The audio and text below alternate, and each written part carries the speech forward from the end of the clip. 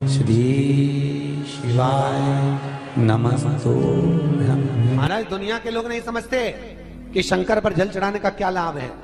शिव महापुराण कहती है, अगर एक दिन शिव महापुराण की कथा कहती है, मंगलवार को अगर शिव जी के मंदिर में, शंकर के मंदिर में जाकर एक लोटा पानी चढ़ाया जाता है तो हमारे कार्य में उन्नति होती है।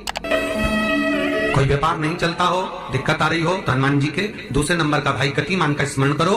हनुमान जी के उल्टे पांव का सिंदूर लाकर गतिमान का नाम लेकर स्वस्तिक बना दिया जाए व्यापार वाली जगह पर, तो व्यापार अच्छा चलने लगता है। महाराज, कोई व्यक्ति पैसा खा गया, नहीं दे रहा, बहुत परेशान हो गए, मांग मांग कर दे गए, नहीं दे रहा, हाथ जोड़ लिया, पांव जोड़ लिया, सब कुछ कर लिया, नहीं दे रहा, तो हनुमान जी के तीसरे नंबर का भाई रतिमान, रतिमान, गतिमान रतिमान, रतिमान का नाम लीजिए। पीपल के पत्ते पर लाल सिंदूर से जो व्यक्ति पैसा लेकर गया उसका नाम लेकर बहते हुए पानी में अपनी कामना कर रतिमान का नाम लेकर छोड़ दीजिए। 15 दिन में रतिमान ऐसी उतावली मचाता है कि उसको हाथ जोड़कर वो खुद फोन लगाकर बोलता, भैया तेरा मैं पैसा लुटा दूंगा। रतिमान का स्मरण किया जाता है। रतिमान, ध्यान दीजिएगा, हनुमान का एक स्मरण, पंचमुखी हनुमान का एक भाव। महाराज, जैसे बहुत ज्यादा तकलीफ अगर व्यक्ति को हो गई है, बहुत कष्टमय जीवन चल रहा है, हार गए हर जगह से और तकलीफमय जीवन चल रहा है, तो पंचमुखी हनुमान का एक शिव महापुराण का और स्कंद पुराण का एक बड़ा सुंदर मंत्र है। उस मंत्र को आप सब एक बार हमारे साथ में बोलें। ओम नमो हनुमते रुद्र अवताराय सर्व शत्रु संहारणाय सर्व रोग हराय सर्व वशीकरणाय रामदूताय स्वाहा। बस इस मंत्र को हाथ में काली तिल लेकर, एक जौ लेकर और गूगल लेकर, थोड़ा सा उसमें गाय का घी डालकर, कंडे को या अग्नि को जलाकर इस मंत्र का 11 बार 21 बार जाप कर कर अपनी कामना कर कर छोड़ दीजिए। कैसा भी रोग हो, बीमारी हो, कष्ट हो, दुख हो, तकलीफ हो, 21 दिन के अंदर वो आनंद आना प्रारंभ कर देता है। इस मंत्र, स्कंद पुराण का, शिव महापुराण का ये मंत्र मूल पंचमुखी हनुमान सुख देंगे। और एक और चीज याद रखिए महाराज, यदि कोई काम के लिए जा रहे हो, कोई व्यापार के लिए जा रहे हो या नौकरी करने के लिए जा रहे हो और लगी नहीं रही, बहुत तकलीफ पा रहे हो, सर्विस ही नहीं लग रही, बहुत कष्टमय हो गया, तो निवेदन करूंगा 5 पीपल के पत्ते पर बेसन के 5 लड्डू घर में बने हुए, गाय के घी के 5 लड्डू रख लो। उस लड्डू के बीचों बीच एक आटे का दिया और उसमें तिल्ली का तिल डालकर इसी मंत्र का प्रयोग कर कर पंचमुखी हनुमान का किसी भी हनुमान के मंदिर में जाकर, दक्षिण मुखी हनुमान के मंदिर में जाकर उसको रख कर आ जाइए। इसके बाद आप उस काम के लिए जाइए, आपका काम सफल हो जाएगा। आपको किसी को नहीं कहना पड़ेगा कि हाथ जोड़ना नहीं पड़ेगा, किसी के पांव नहीं पड़ना पड़ेंगे, तुरंत काम होगा। बस इस मंत्र का स्मरण कर कर पंचमुखी हनुमान का भूतेश्वर जो मंत्र है वो सुख देने वाला। पूरे घर में वास्तु के हिसाब से केवल एक दीवार ऐसी होती है जहां पर हनुमान जी का चित्र लगाया जाए।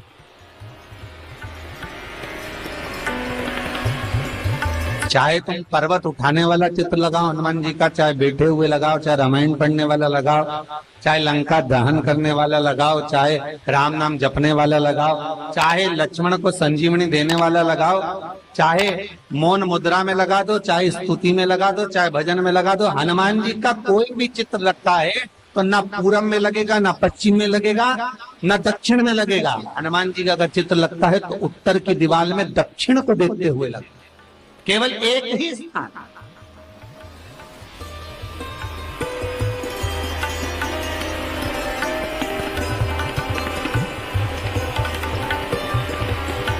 जैसे पूर्वजों के चित्र को, पितरों के चित्र को, गए हुए हमारे जीवों के चित्र को दक्षिण में विराजमान किया जाता है, उसी तरह हनुमान को उत्तर में विराजमान कर कर दृष्टि दक्षिण में कर दी।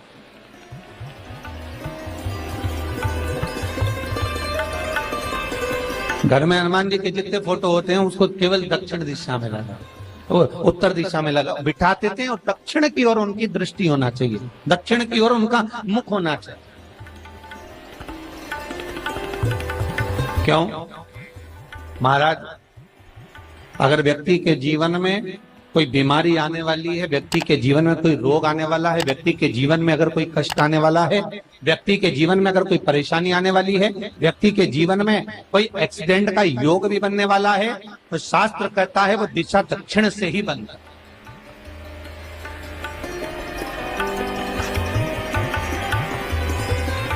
ये दक्षिण जो दिशा है ये यम की दिशा। यहाँ संपूर्ण परिवार के साथ यमराज अपने आनंद में निवास करते। और जब हमारे घर में, हम ये नहीं कह रहे कि आप हनुमान जी का फोटो लगाओ, हम ये भी नहीं कह रहे, आपके घर में हो और आपने अगर विराजमान कर रखा है किसी दिशा में, तो हमारा तो निवेदन रहेगा, अभी तक आपने अगर जैसा रखा, पर एक बार दिशा बदल कर देखना कि रोग, बीमारी, कष्ट, दुख, तकलीफ में आपको लाभ मिला कि ना। हनुमान जी ने केवल दक्षिण दिशा की ओर अगर मुख कर हमने विराजमान कर दिया, फोटो ही विराजित किया। हम ये नहीं कहेंगे आपसे कि आप बाजार से फोटो खरीद के लाओ फिर लगाओ, नहीं, आपके घर में हो तो आप लगा दें, आपके घर में हो तो विराजमान।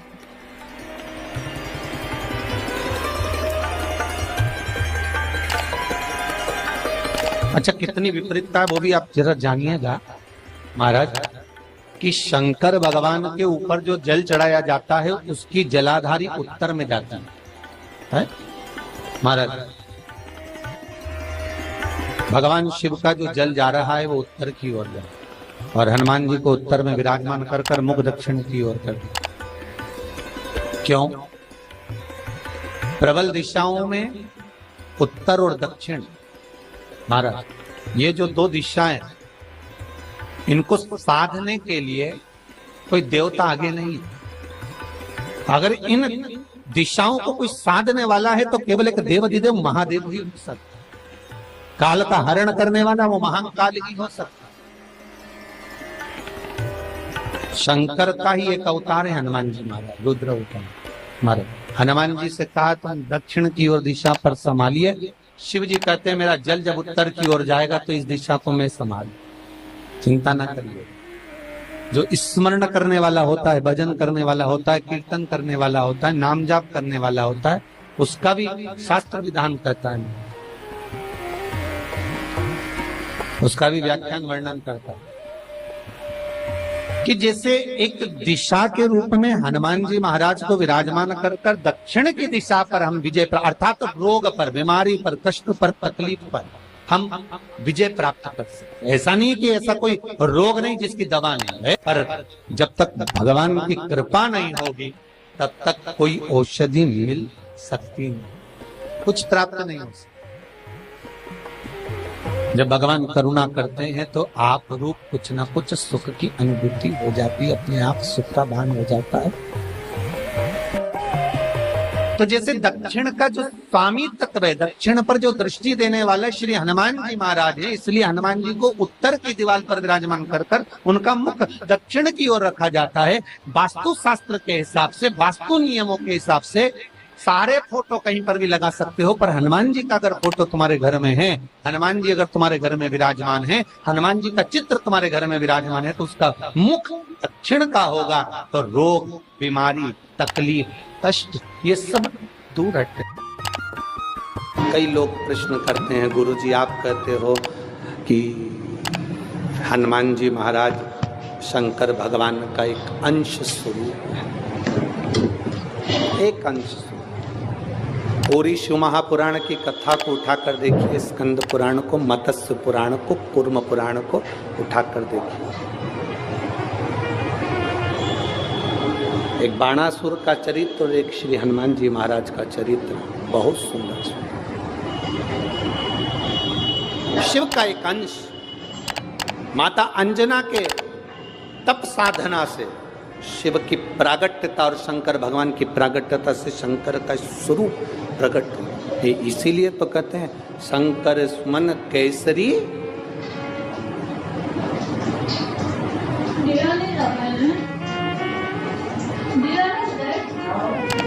शिव का एक स्वरूप है हनुमान जी। हम तो हमेशा कहते हैं अगर आप हनुमान जी का भी दर्शन कर रहे हैं तो ये अंदाजा लगा कर रखें कि आप शंकर का दर्शन कर रहे हैं। आप शंकर का दर्शन कर रहे हैं तो ये अंदाजा लगा कर रखें कि आप हनुमान जी का दर्शन कर रहे हैं। सब एक, कोई भेद नहीं, सब एक, कोई भेद नहीं। देवताओं, आप एक बेलपत्र, जैसे आप एक बेलपत्र कि ये दो जो पत्तियां होती हैं, जरा ध्यान देंगे, ये दो जो पत्ती नीचे की रहती है बेलपत्र, आगे का भाग एक बेलपत्र और नीचे की जो ये दो पत्तियां होती हैं, इन दो पत्तियों के ऊपर एक एक शमी पत्र। ये दो जो पत्तियां हैं, इन पत्तियों के ऊपर एक एक शमी पत्र और लाल चंदन ये रखकर कितना भी रोगीला व्यक्ति हो, रोग से ग्रसित व्यक्ति हो, जिंदगी में कितना ही दुख पड़ रहा हो, बेलपत्र की ये दोनों पत्ती जिसके ऊपर शमी पत्र रखकर, लाल चंदन रखकर श्री हनुमान जी महाराज और हनुमान जी महाराज के तीसरे नंबर के भाई श्री गतिमान जी। हनुमान जी कितने भाई हैं? 6। उसमें हनुमान, रतिमान, प्रतिमान, मतिमान, गतिमान, तो जो नीचे के क्रम में आते हैं श्री गतिमान जी, उन गतिमान जी और हनुमान जी का नाम लेकर जो शिवलिंग के ऊपर समर्पित कर देता है, रोग का निवारण होता ही है, रोग मुक्ति होती है। मंगल का प्रदोष निकाल कर रख लो कि मंगल का प्रदोष इस दिन पड़ रहा है, मंगल की त्रयोदशी तिथि पड़ रही है, प्रदोष व्रत मंगलवार का पड़ रहा है। और जिन लड़का लड़की को मंगल होते हैं, जिन कन्या और वर को मंगल होते हैं, केवल शंकर भगवान के मंदिर में जाकर चौमुखी दिया, 4 बत्ती का दिया आटे का, उसमें घी डालकर लड़की शंकर भगवान के मंदिर में मात्र 7 बार शंकर पे से उतार कर 3 बार स्वतः उतार कर शिव के मंदिर में रख देती है, उसका मंगल आड़े आता ही नहीं है, मंगल नहीं आता संग। मंगल प्रदोष व्रत का इतना महत्व है महाराज। जब जिस महीने में जो प्रदोष पड़ा करे, जब प्रदोष पड़े, बन सके 1 बेलपत्र, बन सके 5 बेलपत्र, शमी पत्र, हरे मुंह, हरा मुंह, बेलपत्र, एक कलश के अंदर थोड़ा सा पानी लेकर 1 बेलपत्र, हरा मूंग, शमी पत्र डालकर और उसमें थोड़ा सा गुड़ डालकर भगवान शिव का स्मरण कर कर प्रदोष काल में, मान लो कोई काम आपका बहुत जरूरी है, बहुत दिनों से आप थक गए हैं, नहीं हो रहा, कर्जा बढ़ रहा है, धन नहीं आ रहा, व्यापार नहीं चढ़ रहा, या कोई समस्या बहुत प्रबल है, कोई एग्जाम में बैठ रहे हो नहीं हो रहा, परीक्षा भी दे दी है, रिजल्ट आने ही वाला है, तो भी प्रदोष काल में, प्रदोष के समय वो जल, मूंग, शमी पत्र और बेलपत्र और गुड़ का शंकर के शिवलिंग को समर्पित करना प्रारंभ कर दो। 2 या 3 प्रदोष करोगे, बाबा आपकी मनोकामना शीघ्र पूर्ण कर देगा। शंकर भगवान पर चढ़े हुए जल जब नीचे की ओर आता है, जिस जगह पर जल गिरता है उस जगह पर मात्र एक दुर्वा प्रदोष के दिन अपनी कामना कर कर इस शरीर के सुख के लिए शंकर भगवान के जल गिरने वाले स्थान के पास में अवधूतेश्वर महादेव के नाम से रख दी जाती है, तो जिंदगी में कभी बड़ी बीमारी नहीं आती। उसी तरह जिससे रोग को समाप्त करने के लिए दुर्वा का प्रयोग किया जाता है। कभी ऐसा योग लगे आपके जीवन में कि आप जिस व्यापार को आपने करा उस व्यापार में आपको फल नहीं मिला, फिर आपने व्यापार चेंज करा, फिर बदल कर देखा, फिर उस व्यापार को कर कर देखा, उसमें फल नहीं मिला, फिर आपने वापिस व्यापार को बदलने का विचार किया, तो हमारा निवेदन रहेगा उस व्यापार को बदलने से पहले एक काम जरूर कर देखो। 3 स्थान पर बेलपत्र को चढ़ा कर देखिएगा। अगर आपको लगे कि मैंने व्यापार बदल लिया, एक बार बदला, कई लोग ऐसे भी होते हैं जो पैसा इकट्ठा करते हैं, धन एकत्रित करते हैं और कोई व्यापार ऐसा कर लेते हैं जिस व्यापार में धन चले जाता है तो वो धन वापिस नहीं आता महाराज, वो व्यापार का धन वापिस नहीं आता। तो बड़े दुखी होता है कि भाई मेरा गया हुआ पैसा नहीं आ रहा, मैं बड़ा कष्ट में हूं, मेरा खुद का ही आ जाए ना तो मैं निहाल हो जाऊं, मेरा अपना ही नहीं आ रहा जो गया हुआ है तो मैं क्या वर्णन करूं उसको, क्या। उनके लिए भी ये प्रयोग, ये शिव विद्येश्वर संहिता का ये भाव बड़ा सुंदर है। आप व्यापार पर व्यापार बदल कर देख लिए, धन भी हमारा कहीं डूब गया, आ नहीं रहा है, तो प्रयास करना 3 स्थान पर चढ़ाई गई बेलपत्र हमें सुख का अनुभव करा देगी। बहुत ध्यान लगाइए। पहला, अशोक सुंदरी की जगह। अब ये बेलपत्र जब भी आप चढ़ाएंगे तो रविवार की अगर प्रदोष पड़ जाए, कौन से दिन? रविवार की प्रदोष के दिन ये प्रयोग अवश्य कर देखिएगा। ज्यादा बार नहीं करना है, केवल एक ही बार करना, बाबा स्वयं कृपा करेगा। अपने मंदिर में, अर्थात अपने घर के पास कोई मंदिर हो, शिवालय हो, देवालय हो, जहां शंकर भगवान विराजमान हो, शिवलिंग हो, ऐसी जगह पर अवश्य करें। हमें कहीं दूर जाकर ये प्रयोग नहीं करना है, अपने शिवालय, अपने जो घर के आसपास में शिवालय हो वह। एक बेलपत्र अशोक सुंदरी वाली जगह। अब उसको अशोक सुंदरी की जगह पर भी चढ़ाने का तरीका क्या है? जब हम बेलपत्र चढ़ाएंगे तो उस बेलपत्र को चढ़ाते समय आपकी जो बेलपत्र की डंडी है, वो बेलपत्र, रविवार प्रदोष के दिन का ये उपाय है महाराज। ये बेलपत्र की जो डंडी है, इस डंडी का भाग शिवलिंग की ओर होना चाहिए। ये जो डंडी है, इसका भाग अशोक सुंदरी पर जब चढ़ाएंगे तो शिवलिंग की ओर इसका भाग होगा महाराज। दूसरी, बेलपत्र को जब हम समर्पित करेंगे, जया, विषहरा, शामरीवारी, दौतली, देव, मान लो जलाधारी ऊपर नहीं है शंकर जी के, तो उसका स्मरण कर 5 कन्याओं का नाम लेकर, जया, विषहरा, शामलीवारी, दौतली, देव, इनका स्मरण कर शंकर भगवान के शिवलिंग पर बेलपत्र रखेंगे। बेलपत्र कहां रखना है? आप अगर यहां बैठे हो तो आपके विपरीत में डंडी का मुख होना चाहिए। ये बेलपत्र की जो डंडी है, इसका मुख आपके विपरीत में हो। आप यहां बैठे हो तो डंडी उधर होगी, आप इधर बैठे हो तो डंडी का मुख इधर होगा, आप उधर बैठे हो तो डंडी का मुख इधर होगा। आपके ठीक विपरीत की ओर डंडी का मुख हो।